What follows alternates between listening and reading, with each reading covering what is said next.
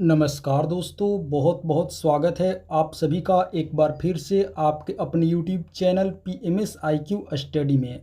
दोस्तों, आज की वीडियो बहुत महत्वपूर्ण होने वाली है। आज की वीडियो में हम लोग देखेंगे जनरल साइंस यानी कि सामान्य विज्ञान के कुछ अति महत्वपूर्ण प्रश्न, जो दोस्तों आगामी रेलवे ग्रुप डी 2025 परीक्षा के लिए बहुत ही महत्वपूर्ण होगी। दोस्तों, सभी प्रश्न सिलेक्टिवली हैं, एग्जाम ओरिएंटेड हैं, अतः आप सभी से एक रिक्वेस्ट करूंगा कि इस वीडियो को आप लोग अंत तक जरूर देखें, सभी प्रश्नों को अच्छे से समझें और याद करें। और हाँ दोस्तों, वीडियो के अंत में आप सभी से एक प्रश्न पूछूंगा जिसका जवाब आप सभी को कमेंट करके बतानी है। तो दोस्तों, आप लोग वीडियो को अंत तक जरूर देखेंगे। तो आइए आज की वीडियो हम लोग शुरू करते हैं सामान्य विज्ञान यानी कि जनरल साइंस के स्पेशल क्लास की। तो चलिए देखते हैं पहला प्रश्न। पहला प्रश्न है, निम्नलिखित में से कौन सा हार्मोनल रोग है? बतानी है दोस्तों कि इनमें से कौन सा एक हार्मोनल रोग है। तो सही उत्तर होगा ऑप्शन बी, घेंघा रोग। जी हाँ दोस्तों, ऑप्शन बी हमारा सही उत्तर होगा घेंघा रोग। घेंघा रोग एक हार्मोनल रोग है। आप सभी को दोस्तों बता दें कि घेंघा रोग को ग्वाइटर कहा जाता है और यह रोग दोस्तों आयोडीन की कमी से होता है, ये भी आप लोग याद रखेंगे। तो हार्मोनल रोग कौन सा होगा? तो ऑप्शन बी, घेंघा रोग। चलिए अगला प्रश्न देखते हैं। अगला प्रश्न है, निम्नलिखित में से कवक की कोशिका भित्ति बनी होती है? दोस्तों बतानी है कि जो कवक की कोशिका भित्ति होती है वो किससे बनी होती है। तो आप सब लोग याद रखेंगे दोस्तों, ऑप्शन सी हमारा सही उत्तर होगा काइटिन की। जी हाँ दोस्तों, कवक की कोशिका भित्ति किसकी बनी होती है? तो काइटिन की। ऑप्शन सी हमारा सही उत्तर होगा। चलिए अगला प्रश्न देखते हैं। अगला प्रश्न है, घनत्व माध्यम में प्रकाश किरणों के झुकाव को क्या कहा जाता है? दोस्तों बतानी है कि घनत्व माध्यम में प्रकाश किरणों के झुकाव को क्या कहा जाता है। तो इसका सही उत्तर होगा ऑप्शन बी, अपवर्तन। जी हाँ दोस्तों, ऑप्शन बी हमारा सही उत्तर होगा। घनत्व माध्यम में प्रकाश किरणों के झुकाव को क्या कहा जाता है? तो अपवर्तन कहा जाता है। चलिए अगला प्रश्न देखते हैं। किस गैस का उपयोग प्रदीप्त गैस के रूप में किया जाता है?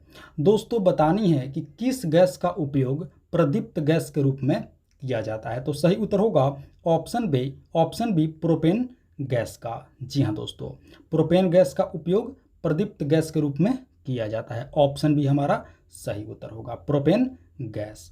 चलिए अगला प्रश्न देखते हैं। अगला प्रश्न है, किसी वस्तु पर लगने वाले सामर्थ्य को क्या कहा जाता है? दोस्तों बतानी है कि किसी वस्तु पर लगने वाले सामर्थ्य को क्या कहा जाता है। तो आप लोगों को याद रखनी है ऑप्शन ए, ऊर्जा। जी हाँ दोस्तों, ऑप्शन ए हमारा सही उत्तर होगा, ऊर्जा। चलिए अगला प्रश्न देखते हैं। अगला प्रश्न है, परिपक्व शुक्राणु का निर्माण कहाँ पर होता है? दोस्तों बतानी है कि परिपक्व शुक्राणु का निर्माण कहाँ पर होता है। तो ऑप्शन ए हमारा सही उत्तर होगा वृषण में। जी हाँ दोस्तों, परिपक्व शुक्राणु यानी कि मैच्योर स्पर्म का निर्माण कहाँ होता है? तो ऑप्शन ए, वृषण में होता है। दोस्तों आप लोगों को याद रखनी है। चलिए अगला प्रश्न, निम्न में से किस यौगिक को एक सुखाने वाले एजेंट के रूप में प्रयोग किया जाता है? दोस्तों बतानी है कि इनमें से किस यौगिक को एक सुखाने वाले एजेंट के रूप में प्रयोग किया जाता है। तो आप सभी को याद रखनी है दोस्तों, ऑप्शन बी हमारा सही उत्तर होगा कैल्शियम ऑक्साइड। जी हाँ दोस्तों, कैल्शियम ऑक्साइड का प्रयोग एक सुखाने वाले एजेंट के रूप में किया जाता है। ऑप्शन बी हमारा सही उत्तर होगा। आप सभी को दोस्तों बता दें कि कैल्शियम ऑक्साइड को क्विक लाइम भी कहा जाता है, ये भी आप लोग याद रखेंगे। कैल्शियम ऑक्साइड को क्या कहा जाता है? क्विक लाइम भी कहा जाता है, ये भी आप लोग याद रखेंगे। और इसे दोस्तों सुखाने वाले एजेंट के रूप में प्रयोग किया जाता है। ऑप्शन बी हमारा सही उत्तर होगा। चलिए अगला प्रश्न देखते हैं। हाइड्रोक्लोरिक अम्ल का एक अन्य नाम है। दोस्तों बतानी है कि हाइड्रोक्लोरिक अम्ल का एक अन्य नाम क्या है। तो आप सभी को याद रखनी है ऑप्शन सी, म्यूरिएटिक अम्ल। जी हाँ दोस्तों, ऑप्शन सी हमारा सही उत्तर होगा म्यूरिएटिक अम्ल। किसका नाम है? हाइड्रोक्लोरिक अम्ल का एक अन्य नाम है। क्या? म्यूरिएटिक अम्ल। ऑप्शन सी सही उत्तर होगा। चलिए अगला प्रश्न देखते हैं। निम्नलिखित में से किसी एक पेट्रोलियम संशोधन संयंत्र उत्पादन का क्वथनांक न्यूनतम है? बतानी है दोस्तों कि निम्नलिखित में से किसी एक पेट्रोलियम शोधन संयंत्र उत्पादन का क्वथनांक न्यूनतम है। तो इसका सही उत्तर होगा ऑप्शन सी गैसोलीन की। जी हाँ दोस्तों, गैसोलीन की जो क्या है क्वथनांक निम्नतम है, तो ऑप्शन सी हमारा सही उत्तर होगा दोस्तों। चलिए अगला प्रश्न देखते हैं। अगला प्रश्न है नाखून पॉलिश परिमार्जक यानी कि रिमूवर में क्या रहता है। दोस्तों आप लोगों को बतानी है कि जो नाखून पॉलिश परिमार्जक होता है यानी कि नाखून पॉलिश को रिमूव करने वाला जो लिक्विड होता है उसमें क्या रहता है। तो इसका सही उत्तर होगा, आप लोगों को याद रखनी है ऑप्शन ए एसीटोन। जी हाँ दोस्तों, ऑप्शन ए हमारा सही उत्तर होगा। नाखून पॉलिश परिमार्जक यानी कि नाखून पॉलिश रिमूवर में क्या रहता है, तो ऑप्शन ए एसीटोन आप लोगों को याद रखनी है। ऑप्शन ए हमारा सही उत्तर होगा दोस्तों। चलिए अगला प्रश्न देखते हैं। ग्रंथिल जड़ों में पाया जाता है। दोस्तों बतानी है कि ग्रंथिल जड़ों में यानी कि नोडुलेटेड रूट्स में क्या पाया जाता है। तो आप लोगों को याद रखनी है ऑप्शन ए बैक्टीरिया पाया जाता है। जी हाँ दोस्तों, नोडुलेटेड रूट्स में क्या पाया जाता है, तो ऑप्शन ए जीवाणु बैक्टीरिया। चलिए अगला प्रश्न देखते हैं। अगला प्रश्न है गैल्वेनोमीटर प्रयुक्त होता है। दोस्तों बतानी है कि गैल्वेनोमीटर का प्रयोग कहाँ किया जाता है, कैसे किया जाता है। तो इसका सही उत्तर होगा ऑप्शन बी विद्युत धारा की दिशा ज्ञात करने में। जी हाँ दोस्तों, गैल्वेनोमीटर का प्रयोग कहाँ किया जाता है, तो विद्युत धारा की दिशा को ज्ञात करने में। ऑप्शन बी हमारा सही उत्तर होगा दोस्तों। चलिए अगला प्रश्न देखते हैं। सोडियम पंप का कार्य कहाँ पर होता है। दोस्तों बतानी है कि सोडियम पंप का कार्य कहाँ पर होता है। तो इसका भी सही उत्तर होगा ऑप्शन बी हृदय की धड़कन में। जी हाँ दोस्तों, हृदय की धड़कन में सोडियम पंप का कार्य होता है। ऑप्शन बी हमारा सही उत्तर होगा दोस्तों। चलिए अगला प्रश्न देखते हैं। अगला प्रश्न है निम्नलिखित में से कौन सा एल्यूमिनियम का अयस्क नहीं है। दोस्तों बतानी है कि इनमें से कौन सा एक एल्यूमिनियम का अयस्क नहीं है। तो सही उत्तर होगा ऑप्शन डी एजुराइट। जी हाँ दोस्तों, जो एजुराइट है एल्यूमिनियम का अयस्क नहीं है। ऑप्शन डी हमारा सही उत्तर होगा। बाकी तीनों क्रायोलाइट, फिर अस्पार और बॉक्साइड, ये तीनों एल्यूमिनियम का अयस्क है। लेकिन एजुराइट, ऑप्शन डी हमारा सही उत्तर होगा। एजुराइट एल्यूमिनियम का अयस्क नहीं है। आप लोगों को बता दें दोस्तों कि जो एजुराइट है ये तांबे का अयस्क है।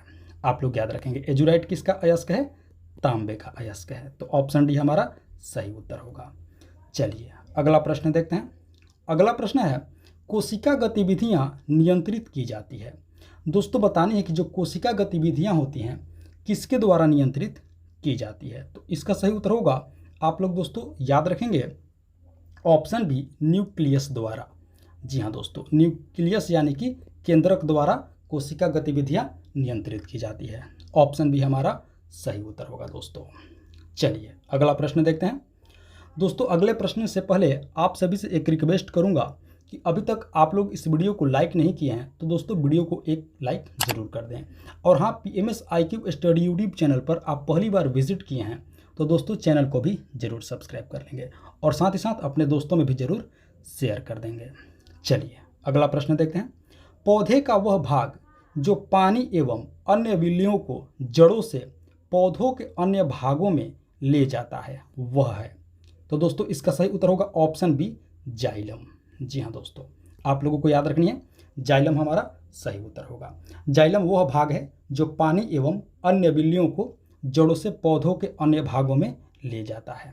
ये भी आप लोग याद रखेंगे। ऑप्शन बी हमारा सही उत्तर होगा जाइलम। चलिए अगला प्रश्न देखते हैं। प्रयोगशाला में उपकरणों को बनाने के लिए प्रयोग में लिया जाने वाला कांच किस प्रकार का होता है। दोस्तों बतानी है कि जो प्रयोगशाला में उपकरण बनाए जाते हैं उस उपकरण को बनाने के लिए जो प्रयोग में कांच लिया जाता है वो किस प्रकार का कांच होता है। तो सही उत्तर होगा ऑप्शन ए पायरेक्स कांच। जी हाँ दोस्तों, ऑप्शन ए हमारा सही उत्तर होगा पायरेक्स कांच होता है।